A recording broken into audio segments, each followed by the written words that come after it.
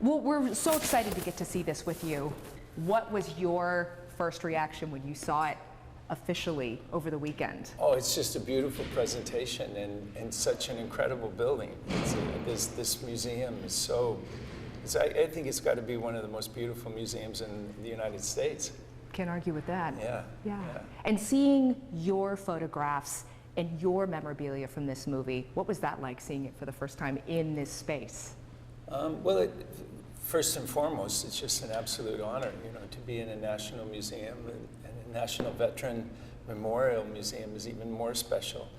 This film was made over 40 years ago, and it's extraordinary that it's still part of the conversation, that it continues to inspire and make people laugh and frustrate some audiences. So that doesn't happen very often, that you're part of a film that's still part of the discussion. And so many things from the film, so many lines from the film have become part of our vernacular. I got to be honest, there were some that I didn't even realize were from this movie that are just part of pop culture. Major malfunction. Major malfunction. All of that kind of, many others that we won't even mention right now. Yeah, but we can't mention. we can't mention right now. But it really is. I mean, when you look at lists of the greatest military movies of all time, the greatest war movies of all time, Full Metal Jacket is always in the conversation. What's it like to be part of a movie that still resonates in that way, and especially so early on in your career? Yeah, well, it's an absolute honor. And I think that the big reason why it continues to be relevant is that Stanley Kubrick was really smart and didn't make a movie that was about a particular war. He was telling a story about war. And he doesn't comment on it. It's not a referendum. It's not an anti-war film. It's not a pro-war film. It's the drill instructor that R. Lee Ermey played in the film, and he was in real life, when he gets shot and killed in the latrine, there's nobody that's happy, because they somehow intuitively understand that all that man was trying to do was to teach these young men how to survive in a combat situation, how to work together as a team, as a unit. And so it's just become something tragic. And it's a complicated movie. It is. It's tragic before the characters even go to war. Yes. Yeah. And then the irony that this platoon is taken down by a young girl with a AK-47, just a very highly motivated soldier. So unexpected. Yeah. How did you decide what to include in this exhibit? Well, the folks from Iowa, they looked at the diary and they said, this is what we'd love to have. These are the images that we'd like to have.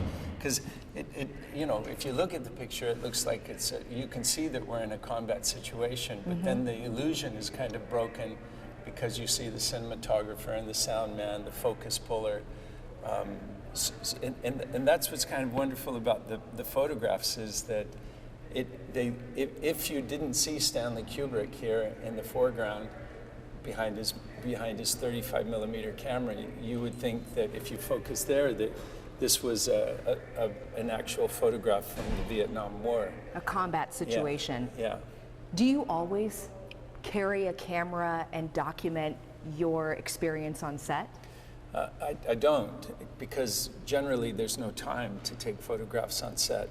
But a friend of mine gave me this camera, a medium format Rolleiflex camera, which was just a beautiful thing. And he said that he talked about Stanley Kubrick and his photography background. He said if you learn how to use this medium format camera, that I'll show you the camera. It's over here if you want to walk over. Oh, here. yes.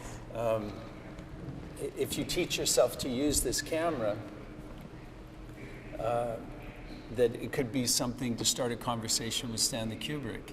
And I said, oh, okay. So I taught myself how to use the camera, and then I was always presenting it and showing it to Stanley Kubrick. And he said, what are you doing with that old piece of junk camera? I said, what are you talking about? This is a roller. He said, I know what it is. He said, listen, if you're going to take photographs on my set, this is the camera you should use. And there was a new Minolta autofocus camera that had just come out. And I bought it. I couldn't afford it, but I bought it because he said, if you're going to take pictures on my set, that was unprecedented. Because he's very private. Very private. Yes. Yeah, so he was giving me entree into documenting the experience of working on the film. And I kept a diary. Here's a picture of my diary up here on the, it was a book from Vietnam, this kind of covered in silk and these funny pages. So I kept a diary about making the film and documented it with photographs. So then I always wanted to do something with the photographs. And I found a book publisher, and he said that if I was going to publish the photographs, I'd have to tell a story. And I said, well, I kept a diary.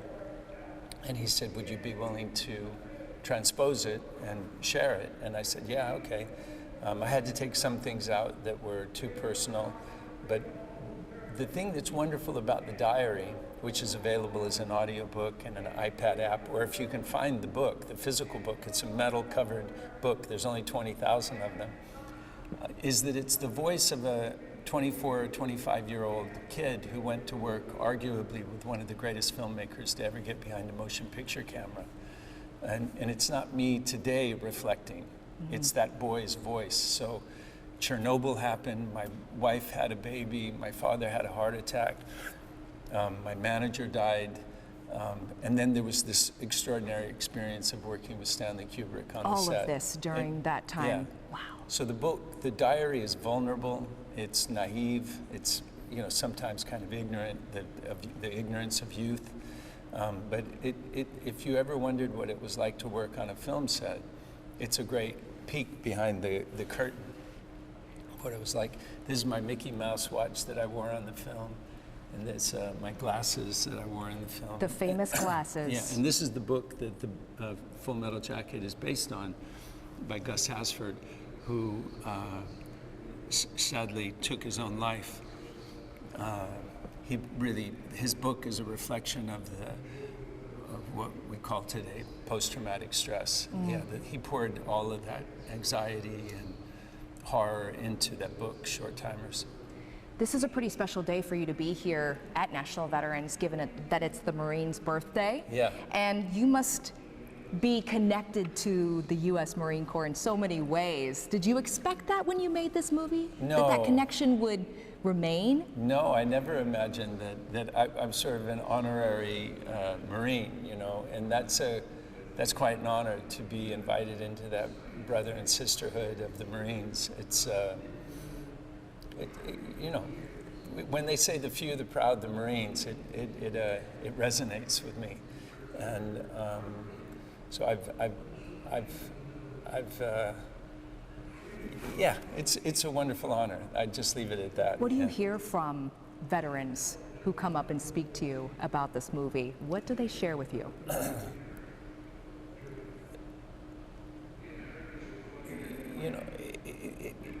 My uncle was a B-17 pilot. I flew the Memphis Belle in the movie, Memphis Belle, and that generation of our service members, they never talked about the war.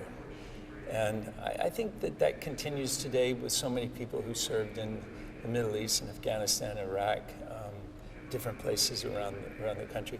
There are things that you see that civilians don't understand. And it's very difficult to talk about those things because they don't understand.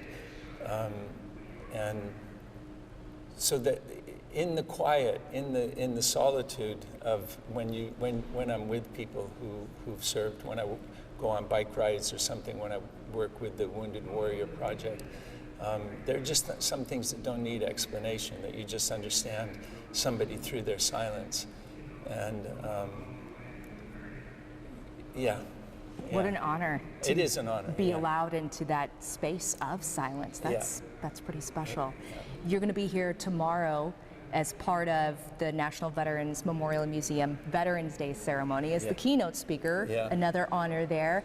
What's your message to our veterans and the community here? I think the most important thing is for civilians to understand that that training that Private Joker and his his comrades go through in boot camp, that we're taught our whole life to respect one another, to, thou shalt not kill, and then there are just bad people in the world that we have to protect ourselves from, and we always have to be grateful to those men and women who put on the uniform and provide for our safety. And when they come home, because they experience and they see things and they do things that are difficult to understand, that I wish that we could take better care of them when they return, to make safe spaces for them to, just a space to be able to come home and readjust, rather than going from being in Iraq or Afghanistan in a combat situation and boom, 2 days later they're at a shopping mall, and people wonder why they're edgy. There's a reason. So true. Yeah. As we look around in this space, I know you're still known for this movie, obviously, but you've been part of a lot of really impactful projects, and maybe projects that people don't even realize. Yeah. Voice on The Simpsons, Yeah. spent time in the West End, and a variety of other movies, Dark Knight Rises, Oppenheimer. Why do you think this movie still impacts the audiences and they want to talk to you about it, they want to watch it, it's still part of popular culture and conversations related to military and war? I don't know. I think the boot camp, so anybody who goes through a boot camp, whether it's a fireman, a police officer, Coast Guard, Navy, Air Force, Marine, that had that experience of being with someone like Arlie Ermy, and who's trying to help you to realize your personal strength. That's a special thing to go through a boot camp. And it's not just there, it's professional athletes, college athletes that sometimes we have those coaches that help us to be more than we knew we were capable of being. So I think that the film resonates today for just the boot camp sequence. Forget about the Vietnam War aspect of this movie. Stanley Kubrick's favorite review of Full Metal Jacket was the first half is brilliant, then the film degenerates into a masterpiece. He said that's really good writing. And I think that that's what it is, because everything that those guys were trained for in boot camp, then you're suddenly in a combat situation where you have to implement all the things that you've learned in boot camp in order to be able to survive, So. All of those projects. You've got the new season of Stranger Things coming out. Things, Will yeah. we see you? What can you share about that? I can't tell you anything about Stranger Things. Okay, we won't ask any more than that. Yeah. Well, when you look around this space and people will come and see your memorabilia, see these pictures, what do you hope they take away from seeing all of this? What? I don't know, just the kind of, that, as I say, if you look at that picture right there, it looks like a photograph from Vietnam. But then if you just slide over a little bit, you get a peek behind the curtain, kind of like the Wizard of Oz. So Dorothy, she's there talking to the big, powerful Wizard of Oz, and then Toto pulls the curtain back and you realize it's just a guy making a movie. Just a man. Yeah. And so the mystery, the secrets are revealed through the making of the movie. So this photograph is interesting because it's this from a profile. Oh, it's the same. So it's that's exactly from behind, the same. and then I came over from the side. You see that he's holding the light meter, and the reason you use a light meter, your cameraman will understand. Because when the light changes, usually they just have it set to a certain aperture, but by holding the light meter and keeping it red, he could adjust the light as we were filming, so to make adjustments. But the other thing is, this whole movie was made in England. Mm-hmm. We didn't go to Vietnam. If you go back over here, you see the palm trees. These are Spanish palm trees that were shipped in. And they were put in holes, and just to create the illusion of being in Southeast Asia. Right, not a lot of palm trees in London. No. Well, as you experience this moment here in our community, and we're so grateful that you're here. Have you spent much time in Ohio? I went because I mentioned Memphis Belle. I went to, is it in Dayton, the Air Force Museum there, where they have the real Memphis Belle hanging from the ceiling, and that was an incredible museum. You know, to go on the old Air Force One where John Kennedy's body was brought back to Washington, and Lyndon Johnson took the oath, that famous photograph of him taking the oath of office on the airplane. And that's incredibly powerful, how small the Air Force One used to be. And they still had the seats out of the plane where John Kennedy's casket was placed. It was really pretty incredible to step into history that way. What's your message to our community? I also made a movie in Cincinnati. I made a movie called Wrong Turn. Okay. Yeah, it was a horror movie.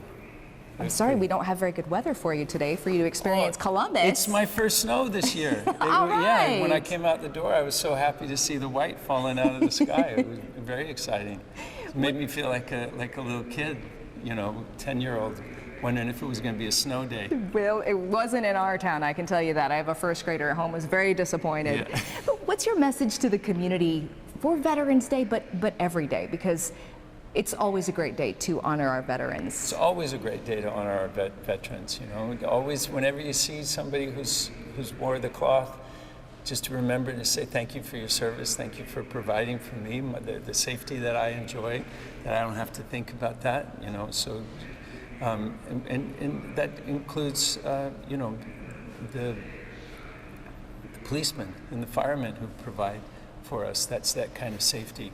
But one of the things I'm doing tonight, it's the 250th anniversary of the United States Marine Corps, so I'm honored to be invited to the ball to celebrate the United States Marines. You know, that's pretty special. And then, you know, because of Full Metal Jacket and its connection to the Marine Corps, it makes it that much more special. Yeah. Anything we didn't talk about that you'd like to add? I probably should explain why I have all this hair on my face. Okay. I'm doing a movie in Iceland, and when I finish here, I'll be on my way to Iceland. Oh my goodness. Yeah, so I'm playing somebody who enjoys drinking a lot. So. Is it related to Godzilla? Can you tell me? Oh, the Godzilla King Kong.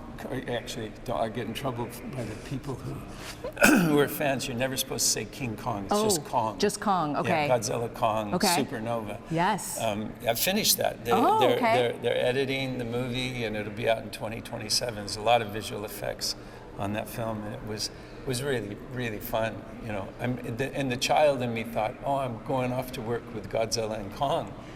And then I was on set, and I kept wondering, where are they? And yeah, that's right. They'll be added in later. Yeah, they're not real. These are all the bunch of background performers on the film, and they created a movie theater. But this whole location was a gasworks, Beckton Gasworks. All this was created and built.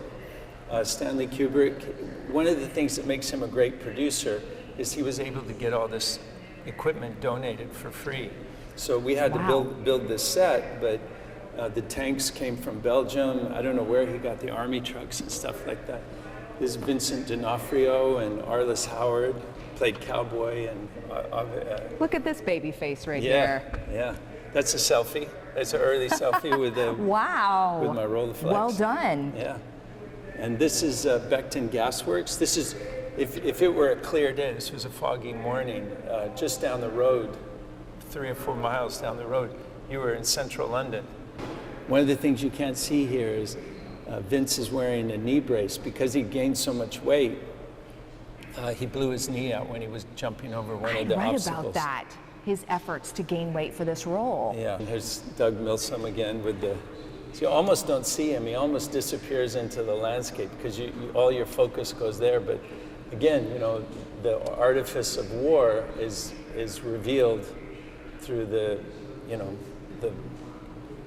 making a movie. This was toward the end of the movie, and I was pretty broken by then because it was 20 months of filming, and as I say, my son was born, my father had a heart attack, Chernobyl had happened. It was a whole life during that. And usually a movie's 3 months, you know, maybe it's 4 months. So that was about 20 months of filming, and we were breathing toxic chemicals, the smoke. This is it, the only thing we filmed on a stage at Pinewood Studios. And yeah, I'm wearing a wig because we were in the, you know, the boot camp part of the film. We filmed the film backwards, Vietnam and then boot camp. Shoot the sniper girl, and that was all on a stage. That would be so confusing Yeah. to show up on set and remember the war is being filmed first, Yeah. but will be the second part of the movie. Or hats, because in 1985, if you had a shaved head, everybody thought you were a skinhead. Oh my So goodness. they were frightened of you, especially when you're as big as Vince. Right. And so Arliss and I, we always wore hats to try to hide the fact that we were skinheads. Oh my Because goodness. imagine you come into a restaurant and you see 3 skinheads sitting at the table, you probably go, no, let's not go here, let's go someplace else. Matthew Modine's Full Metal Jacket diary will be here inside the National Veterans Memorial and Museum on display until December 31st.